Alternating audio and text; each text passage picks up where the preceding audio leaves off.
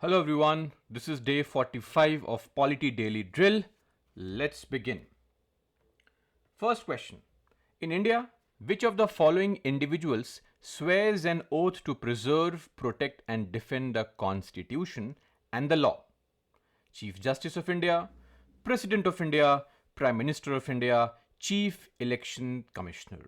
So we all know that Article 60 provides for the oath of the Indian President, and the Indian President does take an oath. And what's the oath?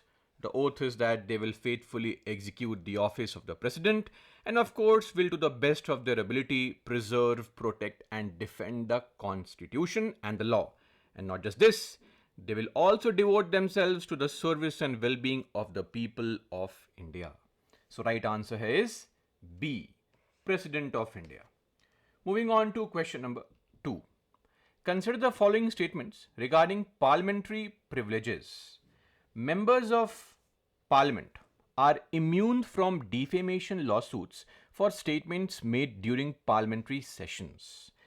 This statement is absolutely correct. We all know Article 105, meaning for anything said or any vote given on the floor of the House, you will not be taken to court.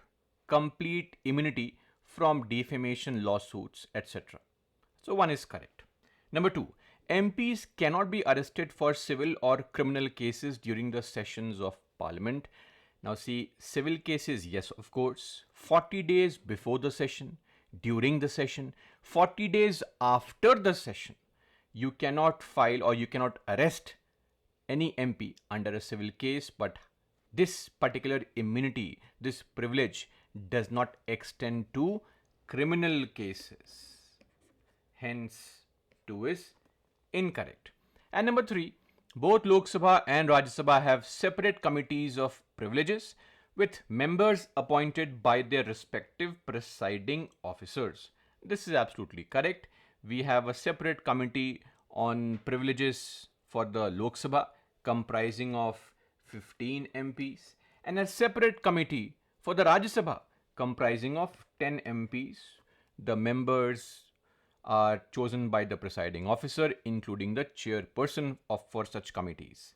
So 3 is also correct. This means how many of the above statements are correct? B, only 2. Moving on to question number 3. Which of the following reasons explains why the Parliament of India is not considered a sovereign body?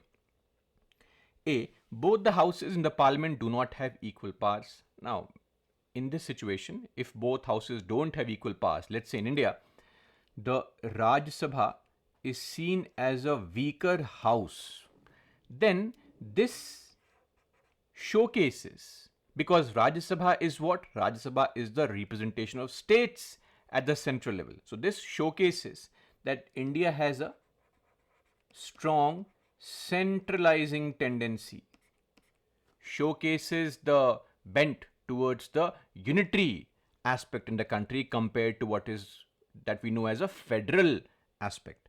And hence we say that in India we have a more centralizing tendency, a quasi-federal system of governance, because the house which represents the interest of states is the weaker house. So it has got nothing to do with the sovereignty of the Parliament. A is wrong.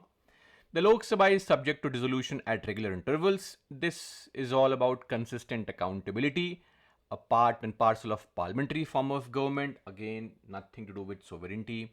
Number 3, there is no separation between the executive and the legislative branches. This again is a part and parcel of parliamentary form of government. Why? Because the executive is a part of legislature, right? So D has to be the right answer, and it is because it says it operates under the constraints of a written constitution. Meaning what? Any body, whether it's the judiciary, the executive, the legislature, any and every body is bound by the constitution. It has to work within the framework of the constitution.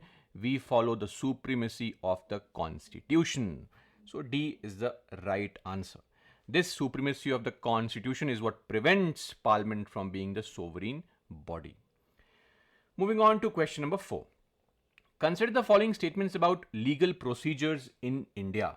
Police officers can arrest individuals without a warrant for cognizable offences. And 2. Non-cognizable offences are generally bailable.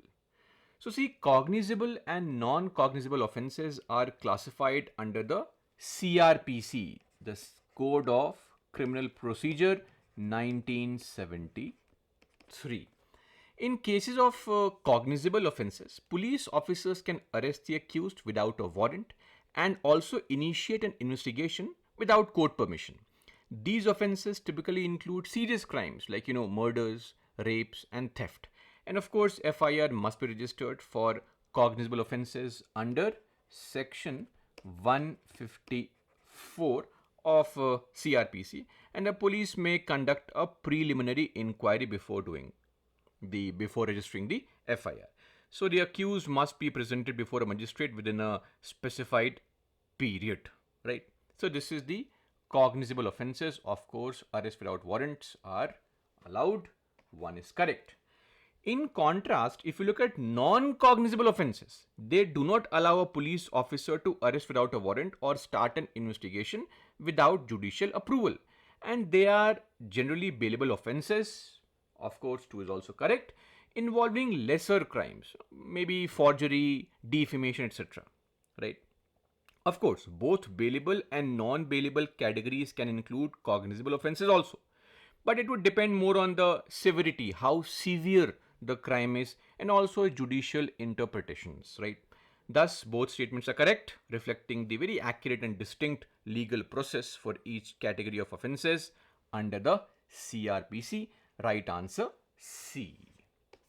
And the last question for today, question number 5.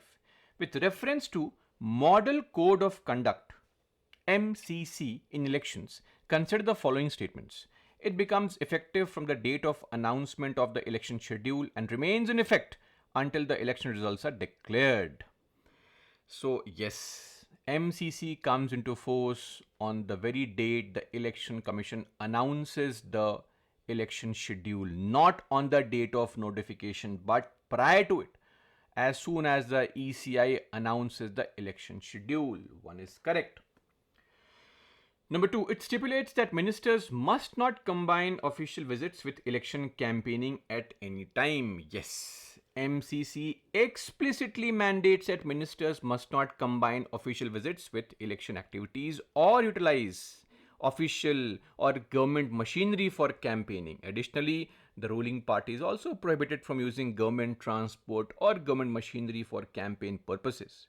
It also requires that, things like public venues such as the Maidans for holding election meetings and facilities like helipads, they should be made available to opposition parties under the same terms and conditions as they are being made to the party in power. So, statement 2 is also accurate. Number 3. It considers unfulfilled promises made in election manifestos by candidates as a form of corrupt practice. Now see, political parties and candidates are not required to disclose the financial implications of the promises made in their election manifestos. You can promise all you want. From where are you going to get the resources? There is absolutely no expectation, no burden on you to disclose the possible source of funds or even any financial repercussion or implication. And according to Part 8 of the Guidelines on Election Manifestos, promises made therein are not deemed to be corrupt practices under Section 123 of RPA 1951. So this is actually incorrect. So how many of the above statements are incorrect? So only one, A, which is the right answer. This brings us to an end of our discussion for today. Let's meet tomorrow. Till then, that's all for me. Jai Hind.